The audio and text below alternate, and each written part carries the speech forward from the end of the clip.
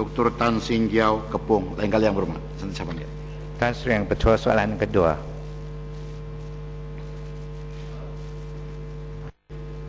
Terima kasih Tuan Yang Dipertua. Sebelum saya menjawab soalan nombor 2, izinkan saya mengalu-alukan kedatangan murid-murid daripada Sekolah Agama Al-Khairah Segamat dan juga wakil-wakil masyarakat rukun tetangga daripada Darul Matang Taiping Perak. Selamat datang. Tuan Yang Dipertua, untuk makluman yang berhormat, melalui kajian oleh Mercer Quality of Living Survey dengan izin Worldwide Rankings 2009, Bandaraya Kuala Lumpur telah berada di kedudukan nombor 75 dari 215 bandaraya di seluruh dunia pada tahun 2008 dan 2009. Bandaraya terbaik di dunia adalah Vienna, Zurich, Geneva dan Vancouver. Dalam kelompok bandaraya Asia Pasifik pula, Bandaraya Kuala Lumpur berada di kedudukan nombor 10 daripada 197 bandaraya selama 2 tahun berturut-turut, iaitu pada tahun 2008 dan 2009. Bandaraya terbaik di Asia Pasifik adalah Singapura, Tokyo, Yokohama, Kobe, Osaka, Nagayo, Hong Kong, Osma dan Kuala Lumpur. Aspek-aspek yang dinilai dalam menentukan kedudukan kajian ini adalah berdasarkan kepada 10 kategori, iaitu kedudukan ekonomi, politik, persekitaran sosial, sosio-budaya, kesihatan dan sanitasi, sekolah dan pendidikan, perumahan, persekitaran semula jadi, rekreasi dan barangan pengguna. Terdapat pelbagai usaha yang dibuat untuk meningkatkan lagi tahap perkhidmatan di Kuala Lumpur oleh Dewan Bandaraya Kuala Lumpur adalah seperti berikut: membangunkan plan strategi Kuala Lumpur yang objektifnya adalah untuk merangka matlamat, teras strategik dan plan tindakan bagi tempoh 10 tahun daripada 2010 hingga 2020. Pengukuran pencapaian petunjuk prestasi utama KPI yang dia berobjektifkan pengukuran prestasi perkhidmatan yang disediakan oleh Dewan Bandaraya Kuala Lumpur kepada warga kota. Pada tahun 2010, secara keseluruhannya pencapaian KPI adalah sebanyak 89%. Pengukuran pencapaian piagam pelanggan yang memberi pendekanan objektif kepada suatu jaminan yang dapat memenuhi janji kepada para pelanggan dan mampu disampaikan oleh organisasi untuk perkhidmatan yang diberikan. Dewan Bandaraya Kuala Lumpur mempunyai 9 piagam pelanggan yang melibatkan perkhidmatan utama. Sehingga April 2011, pencapaian piagam pelanggan secara keseluruhannya adalah sebanyak 92.3% dan membangunkan piawai perancangan penyediaan kemudahan masyarakat 2020 dengan menetapkan penyediaan kemudahan masyarakat berdasarkan jumlah penduduk. Contohnya kemudahan-kemudahan yang disediakan oleh Dewan Bandaraya Kuala Lumpur adalah untuk kegunaan warga kota seperti kemudahan komuniti awam, kawasan lapang, kemudahan rekreasi dan sukan serta keperluan tanah perkuburan. Terima kasih. Kepung. Tan Sri Yang Ketua, soalan tambahan. Saya nampak ada usaha oleh pihak Kementerian dan juga Dewan Bandaraya untuk meningkatkan perkhidmatan. Dan saya berharaplah bukan itu kedudukan kita di dunia tu 75, kalau boleh di lingkungan yang 10 tu, itulah mesti dijadikan satu matlamat. Walau bagaimanapun, adakah yang berhormat sedar bahawa ada perkhidmatan ni mesti dipertingkatkan lagi, walaupun kesedaran civic tu kurang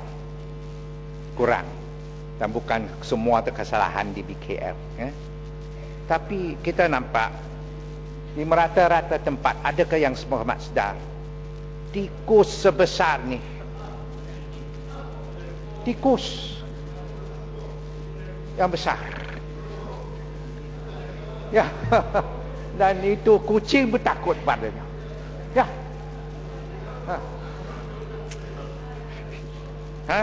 dan tu pengangkutan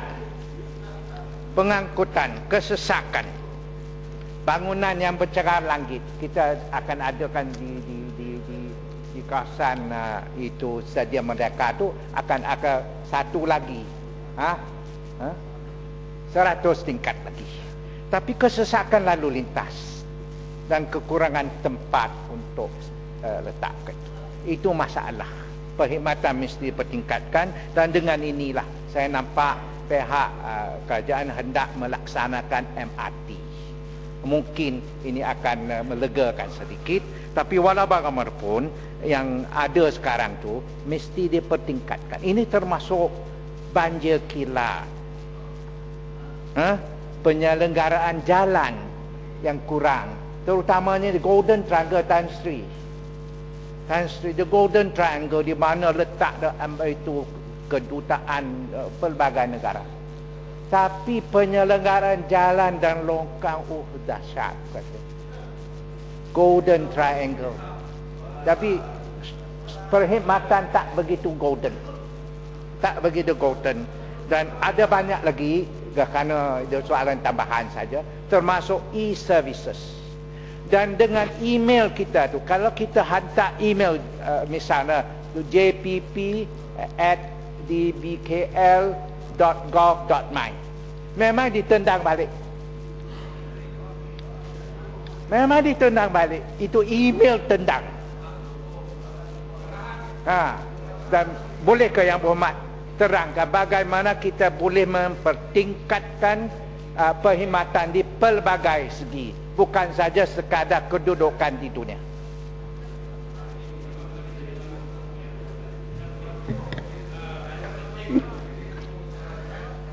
Terima kasih Tuan Yang Dipertua, dan terima kasih kepada Yang Berhormat atas pandangan yang terbuka untuk kita sama-sama meningkatkan taraf kedudukan Bandaraya Kuala Lumpur ke arah bandaraya bertaraf antarabangsa menjelang tahun 2020. Dan Tuan Yang Dipertua, saya sendiri setuju dengan apa yang disebutkan oleh rakan seperjuangan saya daripada Kepung. Kalau di Kuala Lumpur, mengikut lawatan saya atau kajian, saya mungkin berpendapat ke populasi tikus lebih daripada populasi manusia di wilayah persekutuan. Dan salah satu punca adalah pusat-pusat penjajah di seluruh wilayah persekutuan. Yang saiz besar begini pun setuju juga.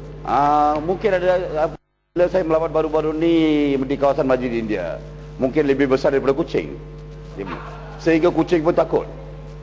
Tetapi walau bagaimanapun, sebagai kerajaan yang prihatin, Kementerian Belah Persekutuan dan itu bukan tikus lagi Yang Berhormat, mungkin spesies baru. So, kita akan siasat. Tuan Yang Dipertua, walau bagaimanapun sebagai kementerian ataupun kerajaan yang bertanggungjawab dan prihatin, langkah-langkah positif sedang dan akan diambil di peringkat kementerian untuk memastikan Kuala Lumpur berjaya menjadi sebuah ibu kota bertaraf antarabangsa menjelang tahun 2020. Baru-baru ini di peringkat kementerian, satu jawatan kuasa khas telah ditubuhkan untuk memastikan kebersihan di seluruh wilayah persekutuan mencapai tahap efisien, dan KPI kementerian yang dipertanggungjawabkan oleh saya adalah di kawasan Bukit Bintang, seperti mana yang disebutkan oleh Yang Berhormat. Bukit Bintang Golden Triangle akan menjadi KPI teras utama untuk menjalankan kerja-kerja pembersihan dalam jangka masa 6 bulan. So saya percaya apabila kita bersidang semula dalam Dewan Yang Mulia ini dalam 6 bulan, mungkin Yang Berhormat boleh bagi pandangan sama ada pencapaian kementerian memuaskan atau tidak. Itu yang penting, dan saya bagi jaminan kepada Yang Berhormat, Kementerian dan Dewan Bandaraya Kuala Lumpur memang ikhlas untuk memastikan Kuala Lumpur dijadikan sebagai satu kawasan yang cukup bersih dan very conducive living dengan izin untuk warga kota. Yang kedua, mengenai isu-isu kesesakan lalu lintas. Kesesakan lalu lintas adalah salah satu ciri-ciri the developed nation ataupun world class city di seluruh negara dunia, sama ada di Australia, Perth atau mana-mana ibu kota bertaraf antarabangsa. Salah satu ciri adalah kesesakan lalu lintas. Tetapi langkah-langkah positif untuk mengatasi kementerian akan mengambil, dan dengan adanya meningkatkan sistem pengangkutan efektif melalui MRT dan juga tempat letak kereta di bangunan, saya percaya dan yakin kita akan dapat mengatasi masalah ini menjelang tahun 2020. Terima kasih.